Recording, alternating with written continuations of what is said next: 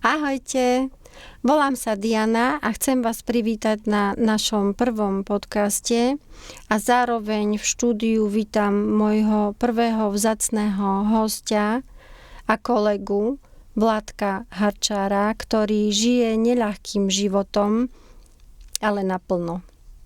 Vladko, ďakujem, že si prijal pozvanie. Ahojte, ďakujem Dianka za pozvanie.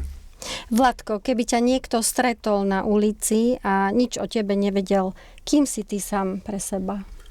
Som človek, ktorý žil mal svoje sny, predstavu o živote, kam by som to chcel nejak dotiahnuť. O istom čase som si plánoval kariéru vo ozbrojených silách a jeden deň, jedna skutočnosť všetko zrušila, zmenila a nastolila mi nové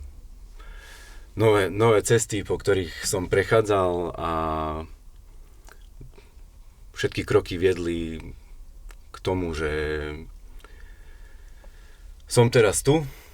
A zmenil sa ti život. A zmenil sa mi život. Podarilo sa mi prejsť niečím, o čom sa asi budeme baviť a povieme si o tom všetko. Ano.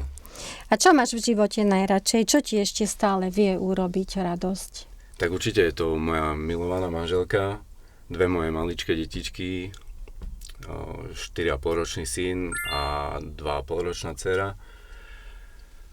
A náš nový život, ktorý sme pred pol rokom zmenili tým, že sme odišli z mesta na vidiek a začíname akéby od znova lepšie, krajšie a spolu samozrejme. Áno, rozumiem. To je tak to najviac. Áno. Vladko, máš za sebou veľmi náročné obdobia, ktoré boli pre teba najťažšie. Fyzicky, aj psychicky, aj ľudsky. No, máš pravdu. Aby som to tak nejak upresnil, teraz mám 43 rokov. Keď som mal asi 25, ako som spomínal, bol som vojak z povolania, hasič zachránár vo vojenskej jednotke. A jeden deň som sa ráno zobudil s veľkými bolestiami a vtedy sa všetko zmenilo. Zmenilo sa to tak, že skoro som umrel hneď na štarte, keď to prišlo, kým sa podarilo ma zdiagnostikovať. A pamätáš si moment, kedy si uvedomil, že tvoj život sa kompletne, zásadne zmenil? Znova, všetko sa to týka toho, keď som ochorel a nevedel som, čo sa deje, lebo človek si išiel nejaké svoje bomby doslova. Ano. A zrazu nebolo nič, boli len bolesti, vysoké teploty a veľké problémy, ktoré pretrvávali niekoľko rokov. Uh-huh. Niekoľko rokov v bolestiach, non-stop, každú chvíľu, každý druhý, tretí mesiac na operácii v nemocnici. A kde mi vždy dávali akože nejakú nádej a ja som tým autoritám nejakým ako tým lekárom, chirurgom po väčšine veril. Vždy povedali, že no teraz toto odoperujeme a bude fajn. Uh-huh.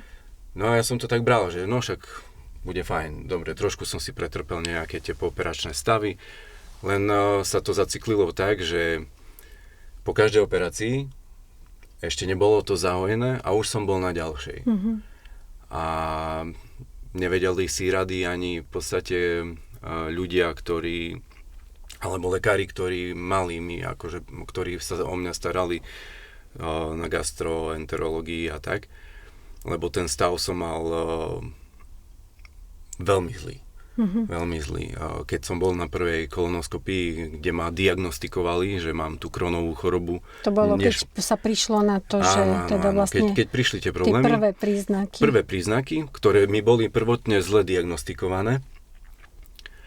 A potom, keď sa to už správne diagnostikovalo po tej prvej operácii, na tej prvej kolonoskopii, tak lekár povedal, že v živote nevidel taký stav. Že to ochorenie nejak postihuje časť hrubého alebo časť tenkého čreva. Ja som mal komplet odpálené hrubé aj tenké, zhrubnuté steny čreva. Proste bol to veľký prúser. Tak začala nejaká liečba, lieky, ale akože vagóny liekov, vagóny. Dlhé roky som bral liek, ktorý mi príklad trošku aj uškodil, no trošku viac uškodil na kosti, na klby. Takže teraz som ako nejak v poriadku, čo sa týka toho črevného ochorenia, ale mám nejaké sprievodné ďalšie záležitosti, ktoré mi znemožňujú, alebo nie, že znemožňujú, ale sťažujú bežné denné úkony, pracovne sa zaradiť a takto, hej, že človek by aj chcel, hlava by chcela akože fungovať, tvárim sa vždy, že som akože zdravý aj navonok, aj vo vnútri, ale nedá sa to takto jednoducho. Rozumiem. A kto ťa podporoval na tejto ceste, keď to všetko začalo? No najviac si to vychytala mama.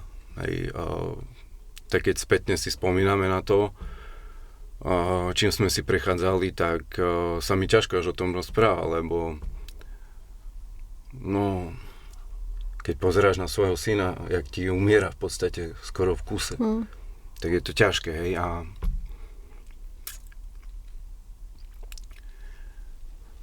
sekunda, pauza. Dáme si krátku pauzu. Vidím, že je to veľmi citlivá téma, veľmi ťažká situácia. Čím si prešiel? Je, áno, samozrejme, ale treba sa o týchto veciach rozprávať, treba to nejak dostať do povedomia ľudí, lebo sledujem aj na sociálnych sieťach skupinu Crohnová choroba, ulcerózna kolitida a vidím, ako si tam ľudia radia medzi sebou, pýtajú sa otázky, mám taký a taký problém, mám za sebou to a to, takú a takú liečbu. A neviem si rady, dostala som sa zase do zlého štádia, alebo dostal som sa. A je to potrebné, aby sa ľudia o tom bavili, rozprávali, aby spolu si vedia veľmi veľa pomôcť. Ja takisto, jak som prechádzal tým, neviem, 18-19 rokov obdobím, tak vždy bolo všetko pre mňa nové a musel som sa naučiť s tým fungovať, žiť, skúšať to, čo mi bude dobre, nejak tie diety, lieky. Nedával som predtým napríklad tak veľmi pozor na stravu, ako to robíme teraz aj s manželkou, s deťmi, že sa snažíme tak čo najčistejšie stravovať v tej najjednoduchšej forme a čítame aj tie zloženia, tie veci sú veľmi podstatné, lebo sa tam veľmi veľa dozvieš a si vieš veľmi pomôcť. Ano. Lebo to, čo ťa má nakrmiť, tak ti vie aj veľmi ubližiť napríklad, hej, lebo vieme, aké veci teraz do nás dokážu tlačiť. A môžem sa opýtať, ty si v tej skupine, čo si teraz spomínal? Ja som tam nejak nepridával, lebo ja si idem teraz posledných niekoľko rokov celkom tak v kľude, ale predchádzalo tomu to, že musel som urobiť rázny krok a dal som si vývod. Najprv sme s chirurgom sa dohodli, že mi dáme vývod z tenkého čreva. Ten bol taký akože trošku obťažný, lebo to v kuse proste sa liala voda vonku a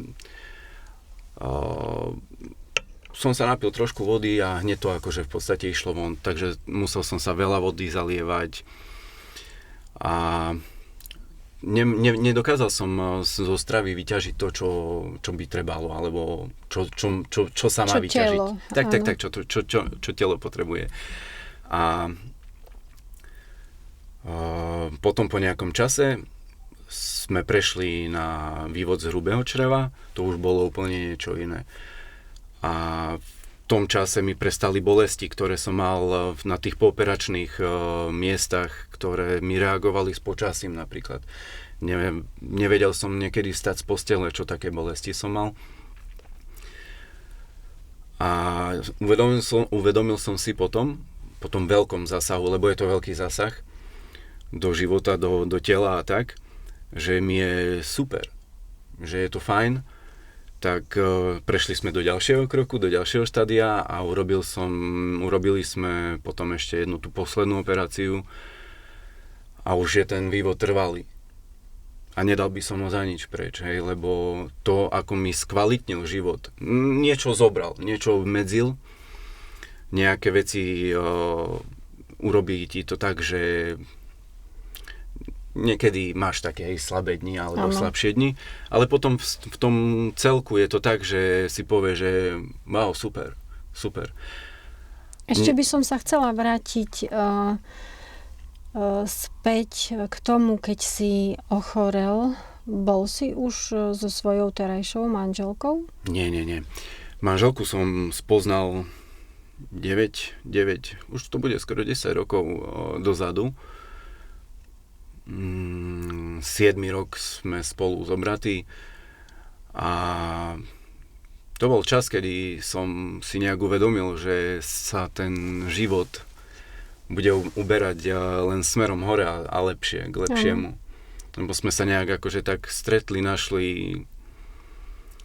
Spomínal si mi privátne, že teda vlastne aj tvoja manželka je tiež s ťažkým zdravotným postihnutím. A máme sem tam čo robiť kvôli tomu, že také bežné veci si napríklad zdraví ľudia si nedokážu niekedy uvedomiť, ako môže byť náročné fungovať v klasických bežných záležitostiach, keď treba sa o deti postarať, treba ísť do roboty na nákupy, do toho máš bolesti, niekedy si nespala 2-3 dní alebo tak, lebo sa niečo dialo. Ale treba fungovať.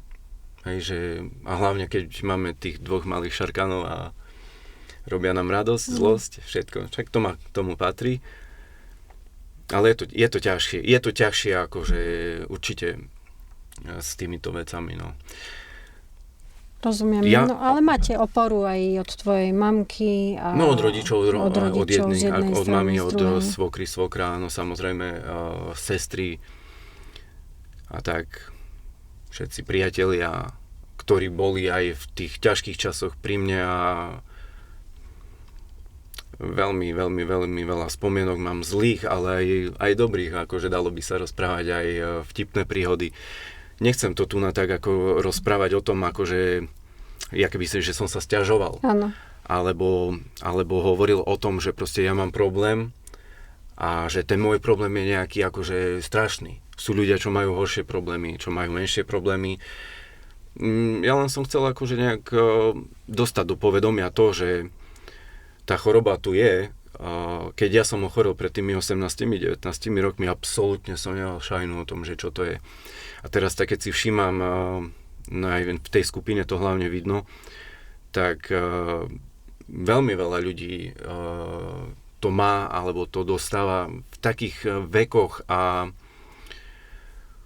že by si to v tom čase, keď ja som chorel, to nebolo takto, hej, že na takom rozmachu, alebo tak by som to nejak povedal. Len životný štýl, stravovanie, nejaké stresy, hej, čo teraz všetci máme stresy, proste je tak nastavený ten svet, že mám hypotéku, musím ísť do roboty, keby mi nohu urvalo, tak tam musím ísť a takto, hej, že je to také, že nevieme si dať niekedy tú takú pohodu vnútornú, že sa ukľudníme na dlhšie a brať to, že niekto, že odídeš na 2 týždne z roka na dovolenku a že to som si oddychol, alebo dačo. Mali by sme trošku viac pozerať na seba denne, hej. Či čo sa týka stravy, alebo zdravotného stavu, nepodceňovať nejaké príznaky, sledovať to, niečo sa vzdelávať kolo toho a takto. Že... Áno. Takže to je dobré, že máme tie sociálne siete, že človek si vie niečo naštudovať, zistiť. niekedy dávno to neexistovalo. Aj No to je je výhoda. jednoduchší prístup k informáciám a všetci majú možnosti si to pozisťovať, naštudovať si a lepšie sa k sebe správať a o seba sa starať. Teraz, Vladko, by som sa ťa chcela opýtať, ako sa na Slovensku žije človeku so zdravotným znevýhodnením? Tak z môjho pohľadu bolo veľmi náročné v čase, keď som bol diagnostikovaný a boli tie operácie jedna za druhou. Dokopy je ich niečo nad 30 operácií. To vážne? A pomedzi to som sa vždy snažil nejak zamestnať. A akože z pohľadu, teraz keď sa si predstavím, že som zamestnávateľ, zoberiem niekoho, skúšobná doba. Počkaj, teraz ťa preruším pomedzi tie operácie, čo si mala pomedzi, to si ešte... Aj pomedzi, aj počas. Na to som chcel povedať, že musel som sa snažiť proste fungovať. Rok predtým, ako som ochorel, som zobral hypotéku a potom zrazu som prišiel o ten stabilný príjem, o tú víziu tej kariéry v tých ozbrojených silách a snažil som sa fungovať, ale nedalo sa to vzhľadom k tomu, že nastúpiš niekde do práce a po mesiaci dvoch sa odpálíš na pol roka na PN-ku, lebo proste zdravotný stav ťa hodí do nemocnice. A aký prístup zaujali banky? No, taký ako banky. Neľudský. Môžeš nám niečo o tom povedať, ak... Je to ťažká téma toto, lebo ma to stalo veľa akože síl aj problémov, veľkých problémov. Lebo ako som spomínal na začiatku, vždy som bol ubezpečovaný, že bude to lepšie, nikdy to nebolo lepšie. A to sa bavíme o 9-10 rokoch, kedy akože som išiel tú šnúru operácií, bolesti a rôznych problémov s tým súvisiacich. No ale všetko sa podarilo zvládnuť. Áno. No a teda vlastne ty si na koľko percent? Ja mám priznaných invaliditu 70% poškodenia, alebo tak nejak sa to berie. 71 je plný invalidný dôchodok. Na to som nedozrel. Tak s mojím zdravotným stavom. S tvojím zdravotným stavom si nedozrel na to, aby si dostal komplet? No tak.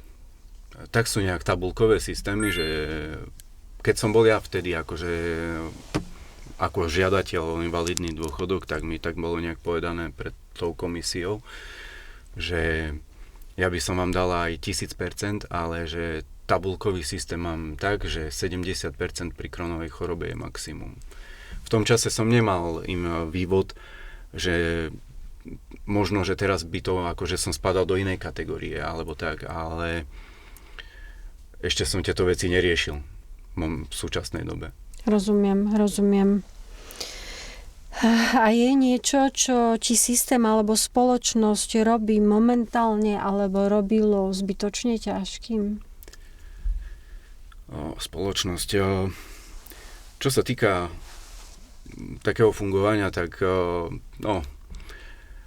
nie je tam tá podpora. Tak aj príklad, ja s manželkou sme invalidní dôchodcovia, nehovorím, že nás má štát živiť, alebo tak, lebo my sa snažíme aj akože normálne byť začlenení, aj pracovať, aj sa snažíme teraz si asi vytvoriť nejakú svoju prácu.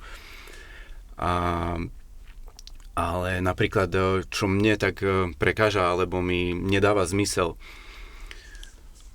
mám nevyliečiteľnú chorobu.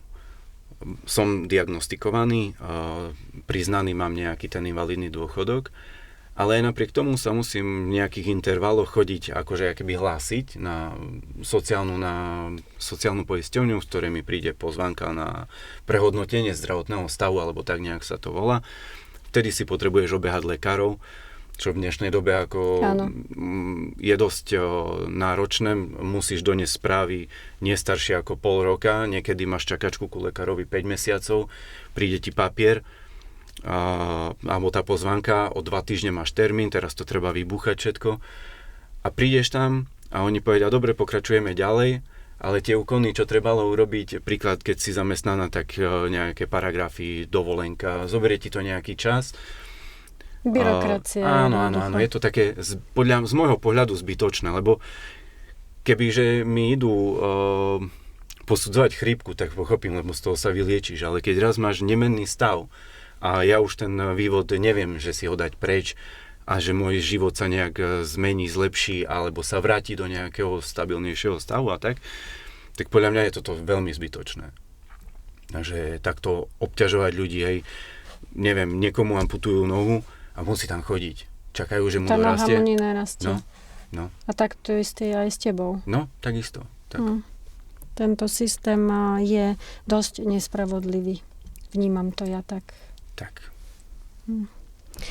A Vládko, povedz nám, bol moment, keď si sa cítil neviditeľný, nepochopený, odstrčený? Ono moment, akože tak, že konkrétny neviem povedať, Alebo ale... momenty v tvojom živote, keď sa už choroba prišla, začalo sa to všetko diať. Taký či ťažký, už od spoločnosti, alebo od štátu. Taký ťažký moment bol, keď som bol príklad po tom prvom roku práce neschopnosti postavený pred komisiu vo vojenskej nemocnici v Ružomberku, tuším to bolo, kde ma mali akože buď posunúť, nechať fungovať, alebo proste poslať preč. No a tam len tak rázne som vošiel dnu a mi povedali Kronová, odchod, koniec, hotovo. Proste zavrelo sa za mnou, hej, to, čo ja som si nejak akože mal nejaké predstavy, plány. To bolo také akože z tých kopancov na solár doslova. A potom ten kolotoč, nikdy nekončiaci tie operácie a tie nevýchodiskové situácie, kedy taká tá nevďačnosť, že teda vlastne celé roky si sa snažil, niečo si budoval pracovne, zodpovednosť. Áno. A príde choroba, ktorú si nikto nevyberáme, ani ju nechceme. A všetko je preč. A všetko je preč a nejak sa snažíš, musíš fungovať, jasné. Už aj keby tá hypotéka nebola, alebo niečo, ale tak chceš nejak normálne žiť.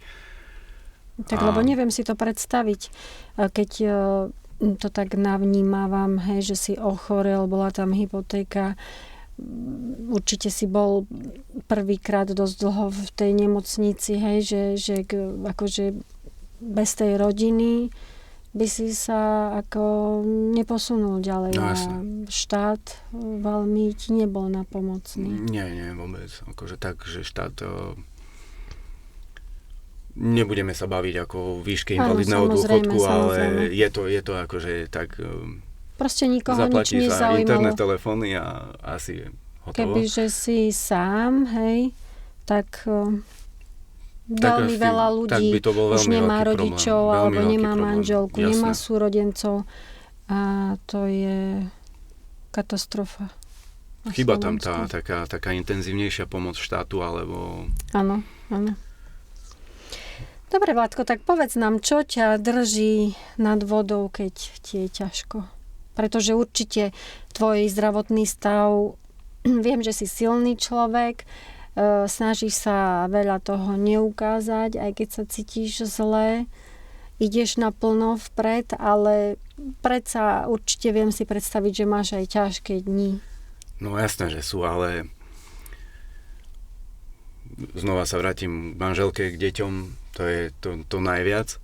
To je to najviac. Tá výzva, taká tá sila. Akože mne keď je tak, že fyzicky zle, že nevládzem, mrzí ma to, ťaží ma to, že proste mal som tiež teraz nejaký plán s nejakým podnikaním a tak, ale kvôli tomu, že proste mám nejaké bolesti, čo sa týka chrbtice, kosti, kĺby a toto, tak v tom neviem pokračovať ďalej, takže som musel teraz znova niečo si vytvárať alebo na niečom pracovať na novom. A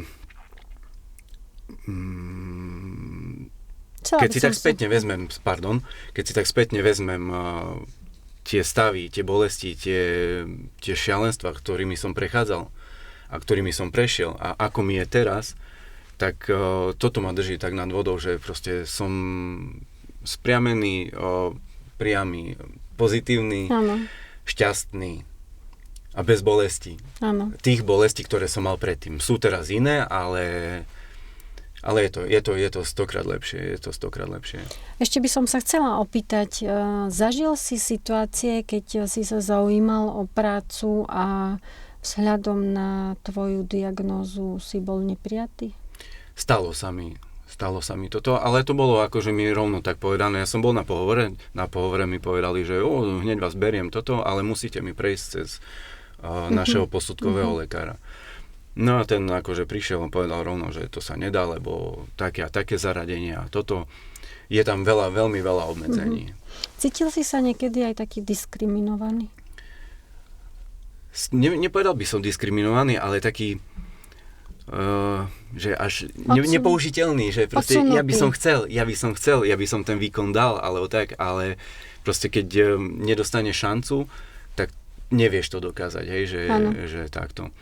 Vládko, takže dobre som to pochopila, že s tvojou nezvratiteľnou diagnózou ešte stále to funguje tak, že musíš sa chodiť hlásiť, musíš chodiť na kontroly, musíš chodiť pred komisiu, či sa tvoj stav náhodou nezlepšil, či ti tam náhodou niečo nenarastlo samo od seba. Dobre tomu rozumieš.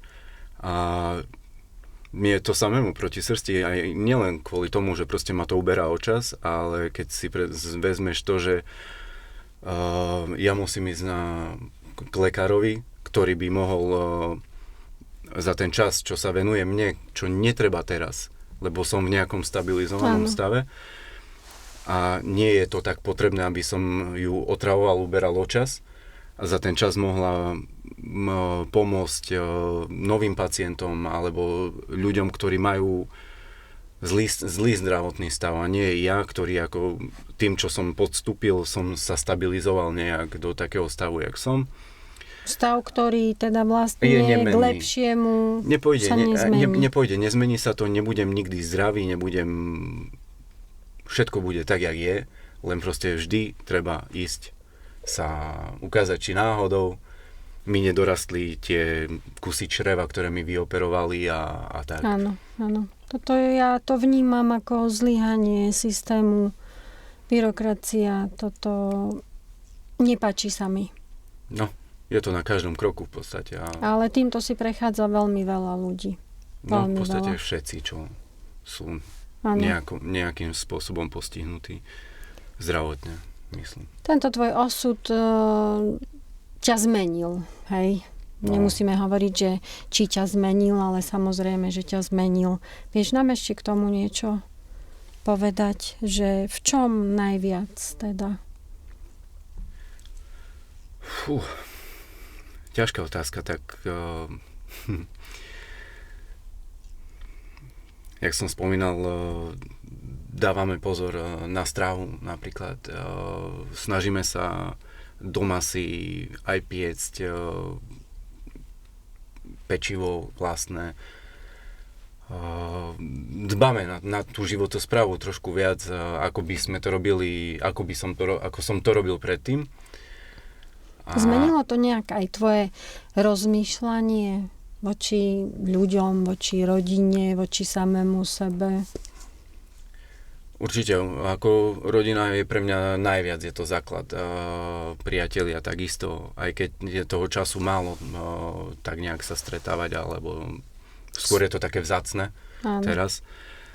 Ale zmenilo to u mňa to, že viac sa snažím sledovať veci verejné a nejak sa aj angažovať. Zatiaľ v takých malých pokusoch. Ale chcel by som byť nejak pri zmenách, ktoré by tu bolo treba urobiť. Veľké zmeny. Áno, rozumiem. Vrátim sa ešte k tomu. Poznám osobne tvoju mamku, mala som česť ju spoznať. No a pochopila som to celé tak, že teda vlastne tou najväčšou oporou, keď sa ti to stalo v tom čase, bola tvoja mamka. Samozrejme. Ja mám taký jak morálny dlh v sebe, že proste potrebujem sa o ňu postarať, akože doslova jak na staré kolena. Mama je už v dôchodkovom veku, ale keďže starobný dôchodok dostala v takej výške, aký dostala, možno už prestala plakať nad tým rozliatým mliekom. Kde pracuje tvoja mamka? Pracuje ešte. Toto je veľký prúser, tiež zlyhanie štátu, si myslím, že človek, ktorý odpracoval celý život, dostane na záver toľko peňazí, že musí chodiť ešte 5 dní v týždni do práce a predsa len vek je tam, beha lieta v nemocnici, pracuje v nemocnici. Ako zdravotná sestra? No, tak nejak, hej, na operačných sálach a tak. A ja sám pociťujem proste potrebu sa o ňu postarať tiež.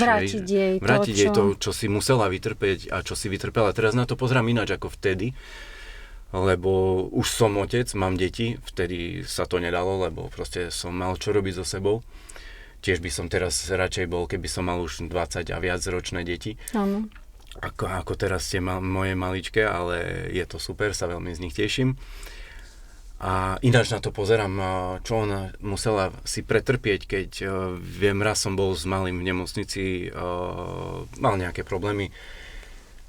Nevedel som spať počas toho, keď sme tam boli, hej, že som mal ten strach a tá beznádej tam bola. A ja som toto mame naložil na x rokov. X rokov proste bola v tom, že proste musela fungovať v práci, musela fungovať doma za mnou do nemocnice, alebo doma sa o mňa starať.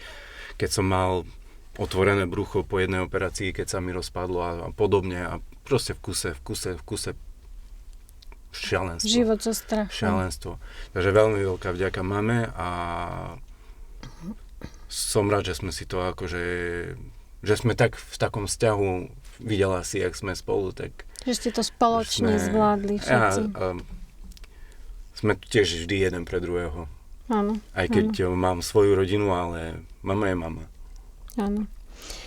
Vladko, čo by si odkázal ľuďom, ktorí bojujú s takouto chorobou alebo podobnou, s ťažkým životom, zdravotne postihnutí?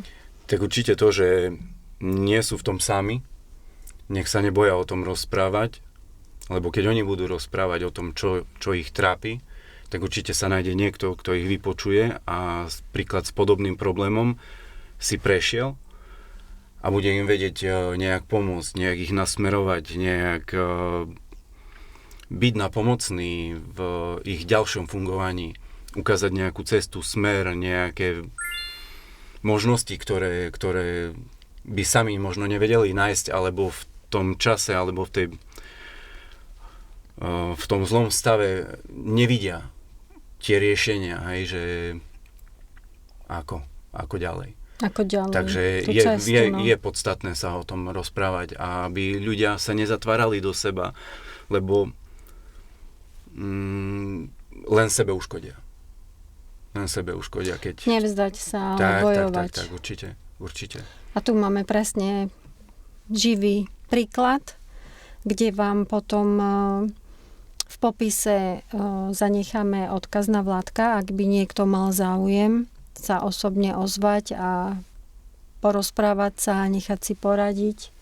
Ak si to môžem dovoliť povedať, súhlasíš? Súhlasím, určite áno. Ako neviem nikoho vyliečiť, ale viem v rámci toho, že sa budeme spolu baviť o jej problémoch, máme spoločnú tému, dajme tomu. A ja poviem, ako som prešiel tým problémom, čo mi pomohlo, čo mi nepomohlo, čo treba zmeniť.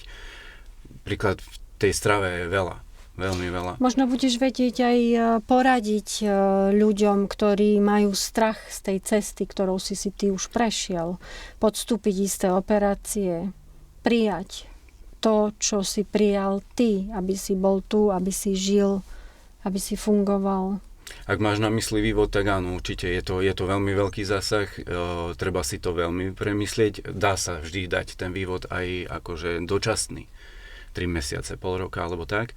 Nejak sa prelieči ten človek, zlepší sa mu ten zdravotný stav A potom si možno aj uvedomí, alebo si povie, že je mi teraz tak super, tak prečo by som to mal dať preč? Lebo keď to dá preč, môže sa stať, že sa znova to nejak začne tam kaziť. A nehovorím, že si to majú ľudia dávať, ale mne to veľmi pomohlo. Veľmi mi to pomohlo. A som rád, že som sa dostal k tomu chirurgovi, ktorý sa o mňa staral posledných x operácií a ktorý mi povedal, že proste poďme skúsiť toto a... Áno, rozumiem. Veľmi, veľmi som mu vďačný, Radko, pozdravujem.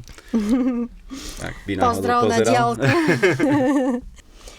Vladko, čo by si odkázal našej spoločnosti, našim politikom, ktorí často prehliadajú tých slabších? Politikom... Nechcú vidieť, nechcú počuť, nevnímajú. Sme tu ľudia so zdravotným postihnutím rôznych druhov. Nechceme byť príťažou, chceme sa normálne zapájať do bežného života.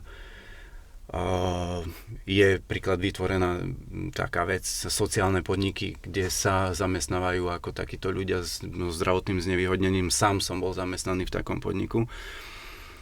A vyššiu podporu príklad aj do toho by som odporučil, aby tí ľudia mali viac možností sa uplatniť na pracovnom trhu. Je to veľmi dobrá myšlienka, len netreba to okresávať, netreba to meniť a treba tam trošku pridať. Menej svoje účty a viac do... investovať. Do ľudí, lebo áno. Ľudia sú štát, nie oni. Áno. Nie oni sami. Áno, oni majú pre nás pracovať a je to presne opačne. My pracujeme preto, aby sa oni mali fajn. Tak je to. Takže chceli by sme, aby ľudia mali väčšiu podporu, aby ich bolo vidieť, počuť, aby sa to neprehliadalo, lebo aj títo ľudia, ktorí trpia s ťažkými chorobami, chcú pracovať. Chcú.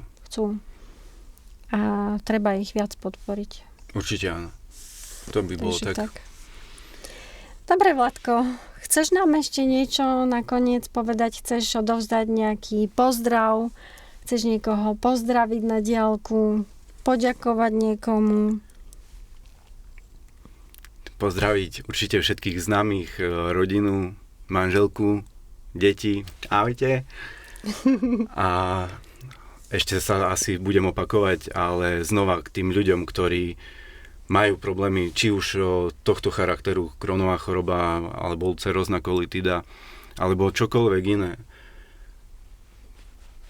Nedúste v sebe veci, choďte s tým von, rozprávajte sa o tom, bude vám lepšie, bude vám ľahšie a určite sa nájde niekto spomedzi vašich blízkych alebo aj cudzích ľudí, ktorí chcú pomôcť, pomôžu nejak zlepšiť či zdravotný stav, alebo celkovo život. A bude vám lepšie, len spoločne budete silnejší. Tak.